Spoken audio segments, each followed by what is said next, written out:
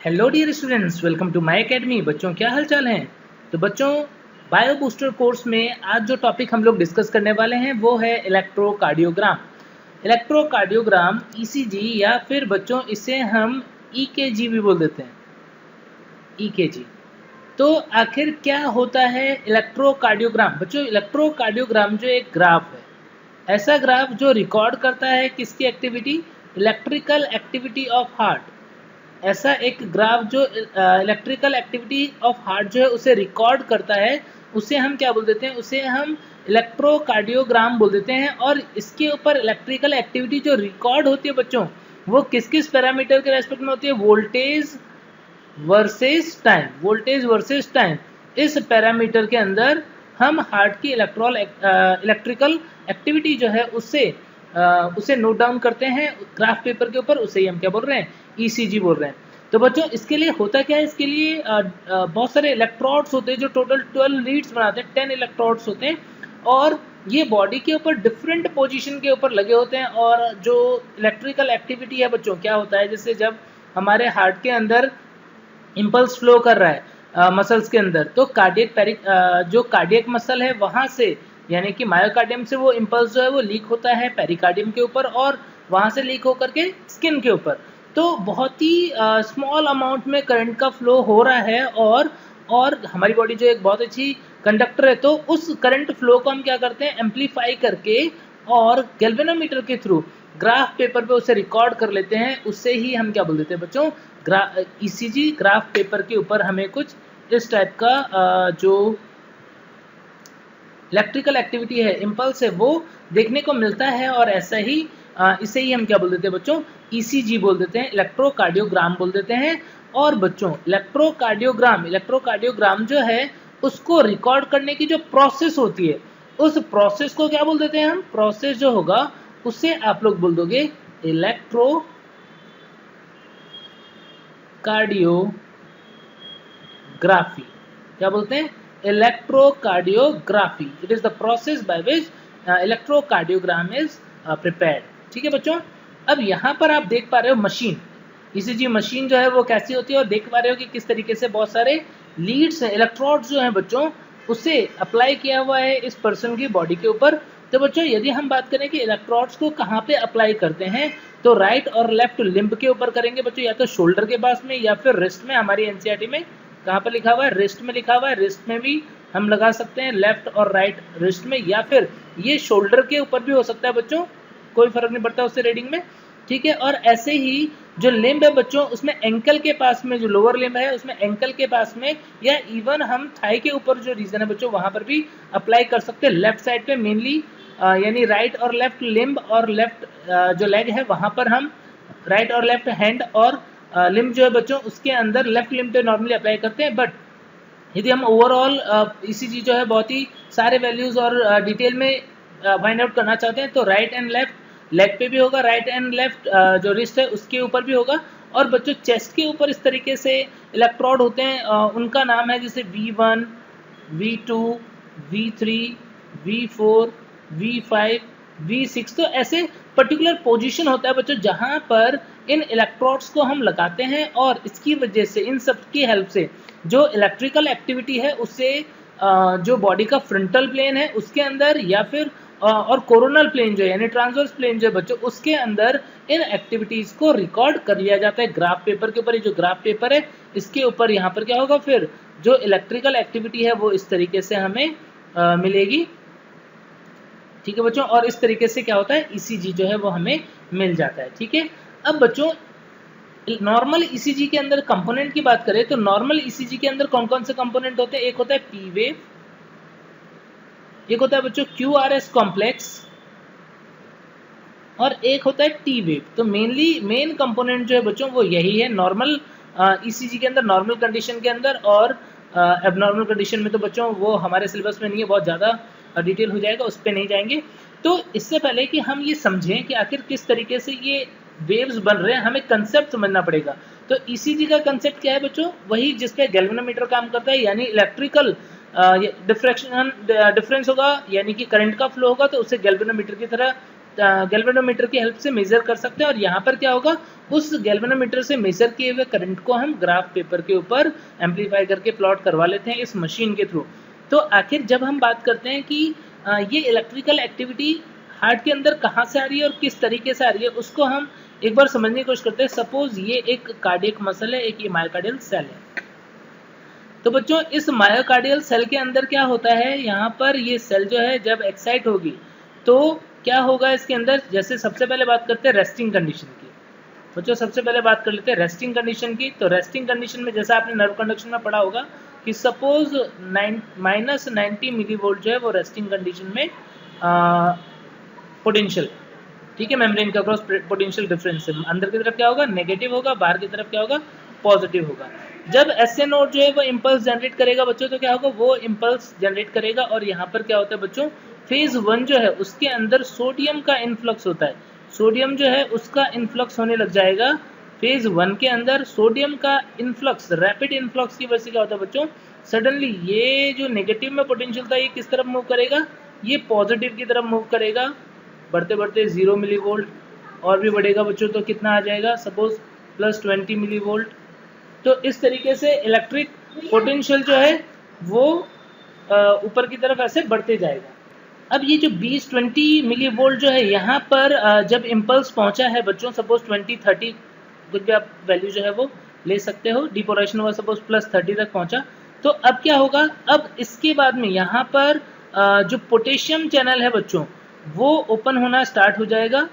और यहाँ पर इनिशियली पोटेशियम का आउटफ्लक्स होता है फेज 2 के अंदर, और जो वोल्टेज है वो डाउन जाएगा। साथ में फिर इसके बाद में फेज 3 में क्या होता है बच्चों, फेज 3 में यहाँ पर कैल्शियम जो है उसका भी इन्फ्लक्स होने लग जाता है। पोटेशियम बाहर जा रहा है, कैल्शियम का इन्फ्लक्स हो रहा है, तो इसकी वजह से क्या हो जाएगा बच्चों, ये कुछ टाइम तक एक प्लेट्यू फेज आ जाएगी। और फिर ये कैल्शियम चैनल क्लोज हो जाते हैं और पोटेशियम जो है वो काफ़ी तेज़ी से, बहुत सारे पोटेशियम चैनल ओपन हो जाते हैं और काफ़ी तेज़ी से पोटेशियम बाहर जाने लग जाता है। पोटेशियम बाहर जाने लग जाएगा तो वापस से क्या होगा बच्चों, ये नेगेटिव की तरफ आने लग जाएगा और कहाँ पर आ जाता है, रेस्टिंग मेम्ब्रेन पोटेंशियल पर आ जाता है। यानी फर्स्ट फेज में क्या हो रहा है बच्चों, फर्स्ट फेज में आप देख रहे हो कि सोडियम का इन्फ्लक्स हो रहा है जिसकी वजह से पॉजिटिव की तरफ इम्पल्स गया। सेकेंड फेज में क्या हो रहा है बच्चों, कुछ पोटेशियम चैनल ओपन है, ठीक है बच्चों, और कुछ पोटेशियम जो है वो बाहर जा रहे हैं। तो क्या हुआ, ये डाउनवर्ड डायरेक्शन में आया ग्राफ, और फिर यहाँ पर कैल्शियम के इनफ्लक्स की और पोटेशियम के आउटफ्लक्स की वजह से ये ऑलमोस्ट कांस्टेंट स्टेज में रहा। ये सेकंड फेज हो गया बच्चों। और थर्ड फेज में आप क्या देख रहे हो, थर्ड फेज में कैल्शियम चैनल क्लोज हो गए, पोटेशियम सिर्फ बाहर जा रहा है, तेजी से जा रहा है, रैपिडली जा रहा है। तो थर्ड फेज में क्या हो जाएगा, रीपोलराइजेशन हो जाएगा। यानी ये डीपोलराइजेशन को बता रहा है, ये प्लेट्यू फेज को बता रहा है, ये रीपोलराइजेशन को बता रहा है, और अल्टीमेटली क्या हो जाएगा, ये रेस्टिंग मेम्ब्रेन पोटेंशियल पे आ जाएगा। ये फोर्थ फेज हो गया, ठीक है।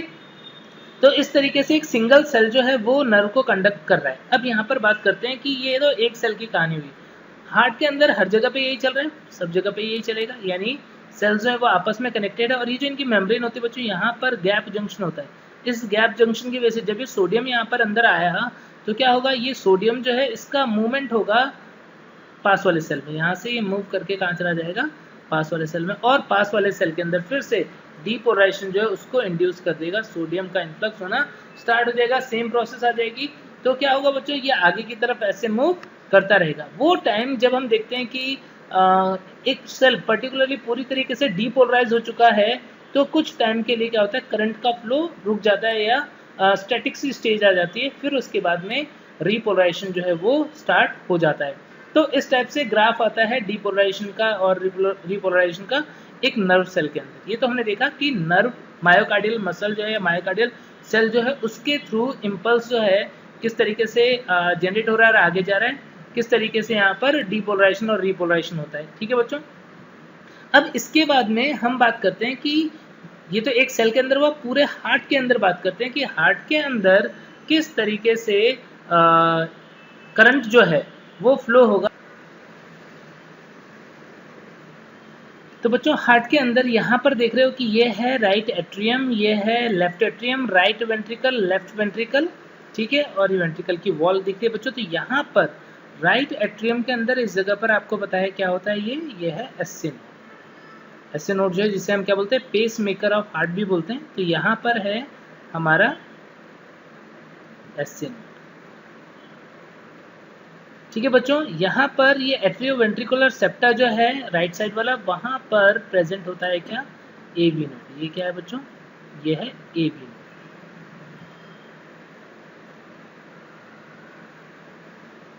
एवी नोड है।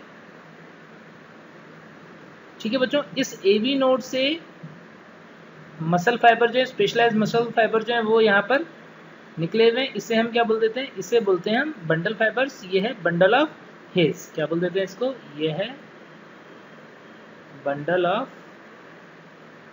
हेज। बंडल ऑफ हेज जो है वो डिवाइड हो जाता है लेफ्ट बंडल ब्रांच और राइट बंडल ब्रांच के अंदर। राइट बंडल ब्रांच आगे जाकर के इस तरीके से पूरा परकिंजे सिस्टम जो है वो बनाते हैं।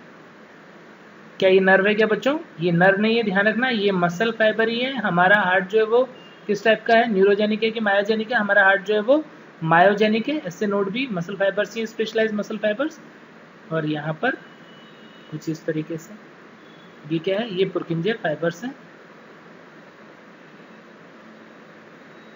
और ये इंटरवेंट्रिकुलर सेप्टा के अंदर भी लेफ्ट वाले पुरकिंजे फाइबर ने क्या किया है, अपनी ब्रांचेस दी हुई है। ये क्या है, पुरकिंजे फाइबर। अब बच्चों समझना, बहुत ध्यान समझना कि किस तरीके से इलेक्ट्रिकल एक्टिविटी यहाँ पर हो रही है। एसए नोड ने क्या किया, एसए नोड ने इंपल्स जनरेट किया। एसए नोड ने जो इंपल्स जनरेट किया बच्चों, उस इंपल्स का फ्लो कैसे होगा, उस इंपल्स का फ्लो होगा, क्योंकि मसल एक सेल से दूसरे सेल में ट्रांसफर करेगी। कैसे करेगी, जैसे अभी मैंने बताया, तो कुछ इस तरीके से ये ट्रांसफर कर रहे हैं। डीपोलराइजेशन, किसका डीपोलराइजेशन हो रहा है, एट्रियम का, ऑरिकल का डीपोलराइजेशन हो रहा है। ऐसे ही बिल्कुल लेफ्ट एट्रियम के अंदर भी इंपल्स पहुंच गया और कंप्लीट एट्रियम जो है वो इस तरीके से डीपोलराइज होता है। यदि मैं करंट के फ्लो के डायरेक्शन की बात करूं तो यहाँ एट्रियम में करंट के फ्लो का डायरेक्शन क्या है बच्चों, कुछ इस टाइप का, ये डायरेक्शन में करंट फ्लो हो रहा है यहाँ पर।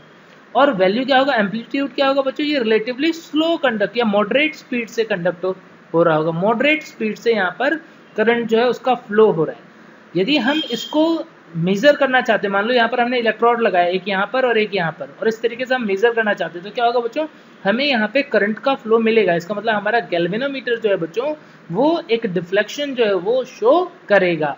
ठीक है बच्चों, अब यहाँ पर क्या होता है बच्चों, यहाँ पर जो एट्रियम और वेंट्रिकल है उसके बीच में, एट्रियम और वेंट्रिकल जो है बच्चों उसके बीच में यहाँ पर फाइब्रस बैंड प्रेजेंट होते हैं। और ये फाइब्रस बैंड की वजह से क्या होगा, करंट जो है उसका इजीली आगे की तरफ फ्लो नहीं होगा। यानी ये क्या कर रहा है, ये एक तरीके से इम्पल्स को आगे जाने से रोक रहा है, इम्पल्स को आगे जाने से रोक रहा है बच्चों।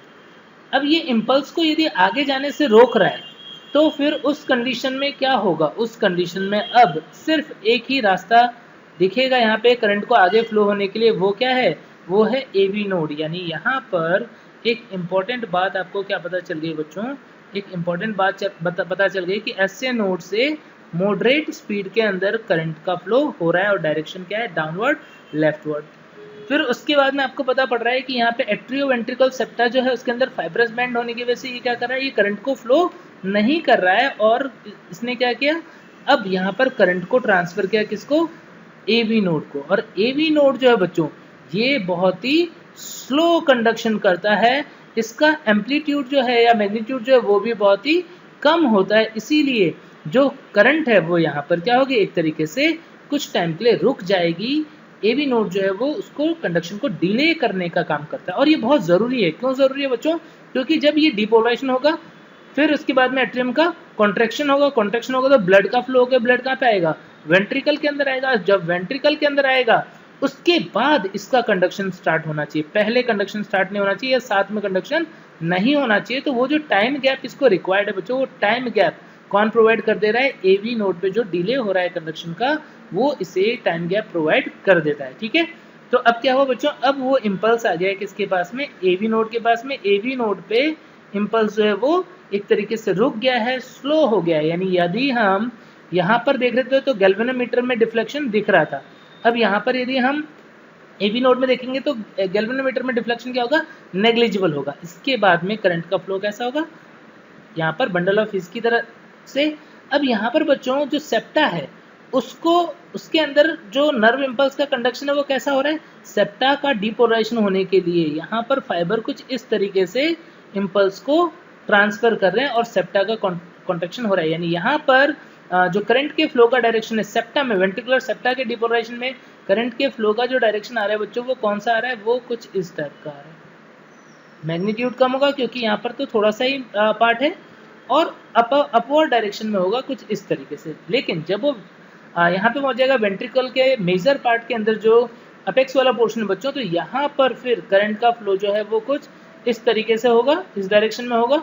यहाँ पर हम वेक्टर जो है, इलेक्ट्रिकल वेक्टर जो है बच्चों, कार्डियक वेक्टर वो देख रहे हैं, तो यहाँ पर डायरेक्शन, ओवरऑल नेट डायरेक्शन जो है वो इस तरीके का होगा और मैग्नीट्यूड काफ़ी हाई होगा। अभी मैंने बताया कि पुरकिंजे फाइबर जो है बच्चों जब करंट का ट्रांसफर कर रहे हैं, इम्पल्स को ट्रांसफर कर रहे हैं, तो ये कैसे कर रहे हैं, ये एसए नोड तो मॉडरेट स्पीड से कर रहा था,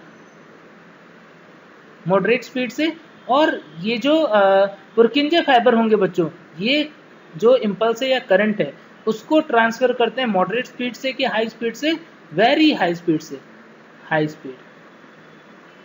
यानी मैग्नीट्यूड भी ज़्यादा होगा और स्पीड भी ज़्यादा होगी। एवी नोड जो है वो वेरी स्लो है, वेरी वेरी स्लो है। ठीक है बच्चों, तो इस तरीके से यहाँ पर आया। और ये जो अपेक्स वाला बेस वाला पोर्शन है वेंट्रिकल का, यहाँ पर इम्पल्स की डायरेक्शन क्या होगी, करंट की डायरेक्शन क्या होगी, ये इस तरीके से होगी, और वो भी कैसे होगी, बहुत ही कम होगा। तो यानी यहाँ पर करंट का मैग्नीट्यूड जो है वो कुछ इस तरीके से आएगा। तो ये तो बात हुई डीपोलराइजेशन के लिए इम्पल्स जो है उसका ट्रांसमिशन किस तरीके से हो रहा है और उसका डायरेक्शन क्या है। और ये जो बच्चों करंट की डायरेक्शन है, यही डायरेक्शन को इलेक्ट्रोड नाप रहे हैं, यानी गैल्वेनोमीटर में डिफ्लेक्शन आ रहा है। ठीक है, अब क्या होगा बच्चों, समझो। जो भी डायरेक्शन ये बनाया हमने, इसको हम पॉजिटिव डिफ्लेक्शन की तरफ शो करेंगे, यानी ग्राफ के ऊपर ये ऊपर की तरफ जा रहा होगा कुछ इस तरीके से, और जो भी करंट का डायरेक्शन ये दिख रहा है उसको हम नेगेटिव डिफ्लेक्शन बोलेंगे, और इसको हम ग्राफ पे नीचे की तरफ शो करेंगे कुछ इस तरीके से। ठीक है, अब जरा ईसीजी ग्राफ को बनाते हैं और कंपेयर करते हैं। अच्छा, रीपोलराइजेशन वाले पोर्शन की भी बात कर लेते हैं एक बार पहले, कि जब रीपोलराइजेशन होगा इसका बच्चों, तो रीपोलराइजेशन बाहर से यानी आउटर जो, यानी सब पेरिकार्डियल मायोकार्डियल मसल से लेकर के और सब एंडोकार्डियल मायोकार्डियल मसल की तरफ होगा, यानी बाहर से अंदर की तरफ होगा। तो रीपोलराइजेशन की डायरेक्शन क्या होगी, रीपोलराइजेशन की डायरेक्शन ये होगी। रीपोलराइजेशन हो रहा है तो करंट का फ्लो क्या है, डायरेक्शन क्या है, अपोजिट है, पोलराइजेशन का अपोजिट है, डायरेक्शन अपोजिट, करंट का फ्लो अपोजिट। यानी गैल्वेनोमीटर का जो डिफ्लेक्शन आएगा बच्चों वो कैसा आएगा, गैल्वेनोमीटर में जो वेंट्रिकुलर रीपोलराइजेशन होगा उसका डायरेक्शन कैसा आएगा, उसका डायरेक्शन तो ऐसा ही आएगा, समझे। क्योंकि करंट जो है यहाँ पर डीपोलराइजेशन हो रहा था तो अंदर की तरफ क्या था, अंदर की तरफ हो गया था प्लस चार्ज, बाहर की तरफ माइनस चार्ज। यहाँ पर क्या हो रहा है, उल्टा हो रहा है, तो क्या हो जाएगा, करंट की डायरेक्शन ये हो जाएगी। ठीक है, अब जरा हम देख लेते हैं ईसीजी बना करके कि वहां पर कौन सा पार्ट क्या शो करता है। तो ये जो ईसीजी आप देख रहे हो इसके अंदर ये पी वेव किसको शो कर रहा है, जैसे अभी हमने डायग्राम बनाया था हार्ट का, और अभी मैंने आपको सारी बातें करंट फ्लो को बताई थी, उसको वापस से यहाँ पर रिलेट कर रहा हूँ मैं।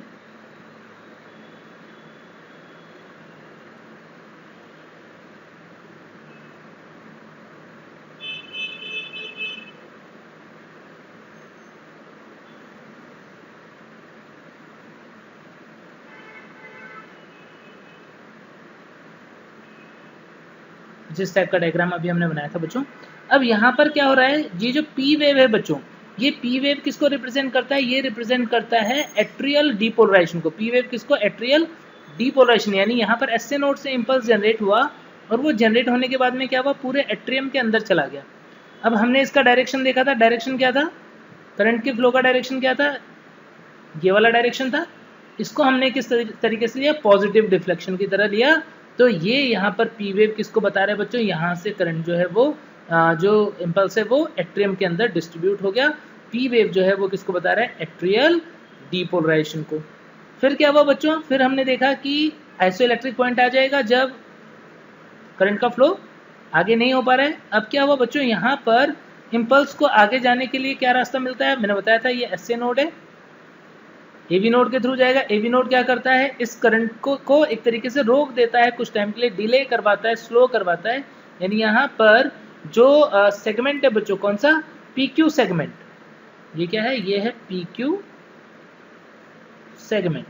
तो पी क्यू सेगमेंट क्या बता रहा है कि ए बी नोडल डिले बता रहा है, यहाँ पर ए बी नोड ने इसको रोक दिया है।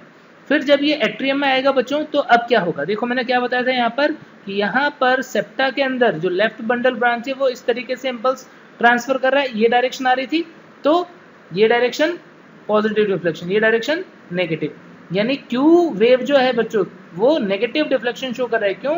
क्योंकि ये क्यू वेव जो है बच्चों ये इंटरवेंट्रिकुलर सेप्टल डिपोलराइजेशन को शो कर रहा है। किसका? इंटरवेंट्रिकुलर सेप्टल डिपोलराइजेशन उसको शो कर रहा है। फिर क्या होगा बच्चों, फिर ये अपेक्स वाले पोर्शन में आ जाएगा, यहाँ पर करंट का फ्लो काफी ज्यादा एम्पलीट्यूड पुरकिंजे फाइबर के थ्रू, डायरेक्शन क्या है, डायरेक्शन यही है, तो क्या होगा पॉजिटिव डायरेक्शन, ये देख रहे हो क्या आ जाएगा, आर वेव आ जाएगा और बहुत तेजी से इम्पल्स ट्रांसफर करता है तो क्विकली अप जाएगा और फिर डाउन आ जाएगा बच्चों। और फिर लास्ट में आएगा किसका नंबर, ये जो बेसल पार्ट है वेंट्रिकुलर वॉल का उसका, और डायरेक्शन क्या है बच्चों, यहाँ पर डायरेक्शन अपोजिट है, कुछ इस टाइप की आएगी। तो इसको किस तरीके से, यानी यहाँ पर वापस से क्या हो जाएगा, नेगेटिव हो जाएगा, यानी एस वेव आ जाएगी। ये किसको बता रहा है, ये बता रहा है basal part of ventricle depolarization. R क्या था, आर था जो मेजर पार्ट ऑफ वेंट्रिकुलर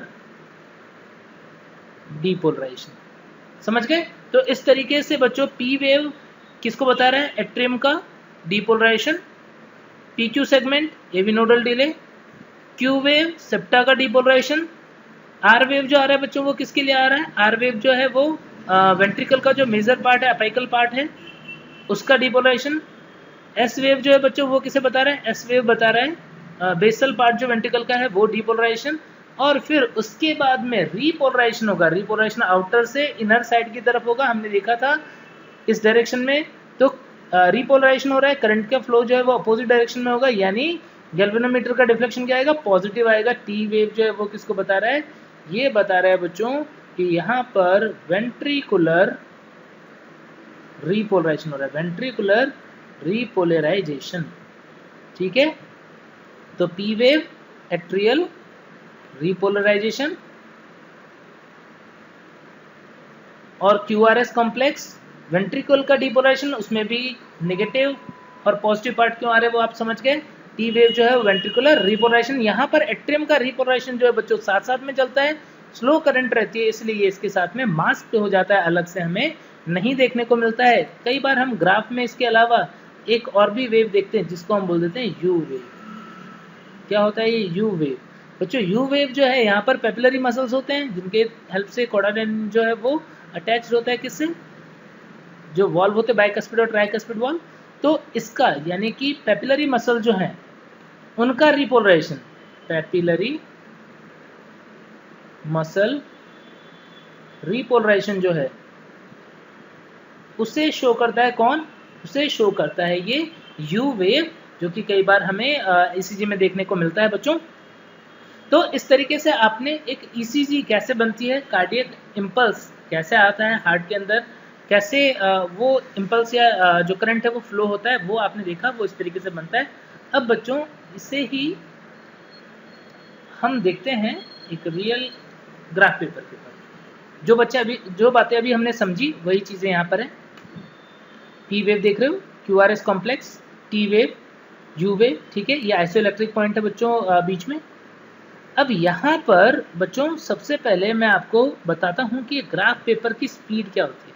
यानी गैल्वेनोमीटर जो है सपोज उसका पॉइंटर है, जब भी करंट का फ्लो होगा तो डिफ्लेक्शन होगा ऊपर नीचे, और यहाँ पर क्या हो रहा है बच्चों, यहाँ पर ग्राफ पेपर जो है वो मूव कर रहा है, ग्राफ पेपर जो इस डायरेक्शन में मूव कर रहा है और पॉइंटर के ऊपर सपोज यहाँ पर इंक है तो ये मूव कर रहा है। तो क्या हो रहा है, जैसे जैसे इलेक्ट्रिकल एक्टिविटी होगी डिफ्लेक्शन होगा, यानी पॉजिटिव नेगेटिव, उसके अकॉर्डिंग क्या होगा यहाँ पर ग्राफ बनता जाएगा। तो एक्चुअल में गैल्वेनोमीटर जो है वो इलेक्ट्रिकल एक्टिविटी को इस ग्राफ के ऊपर बना रहा है। अब इस ग्राफ पेपर का जो मतलब बच्चों मूवमेंट होता है वो कुछ इस तरीके का होता है कि जैसे मैं सपोज एक स्क्वायर यहाँ पर लेकर के आपको समझाता हूँ कि ये स्क्वायर है तो क्या डायमेंशन होता है, किस तरीके से इसकी स्पीड होती है, कितना वोल्टेज ये बता रहा है। तो बच्चों यहाँ पर ये जो हॉरिजॉन्टली यदि मैं बात करूँ कि एक स्मॉल स्क्वायर है इसके अंदर हॉरिजॉन्टल और वर्टिकल डायमेंशन है, हॉरिजॉन्टल और वर्टिकल डायमेंशन है। हॉरिजॉन्टली तो यहाँ पर क्या है बच्चों, हॉरिजॉन्टली जो है बच्चों यहाँ पर, एक सेकंड, हॉरिजॉन्टली जो है बच्चों यहाँ पर हम किसको रिप्रेजेंट कर रहे हैं, टाइम को। इधर क्या है, टाइम, और इधर क्या है, इधर है वोल्टेज। टाइम और वोल्टेज के बीच में ग्राफ है।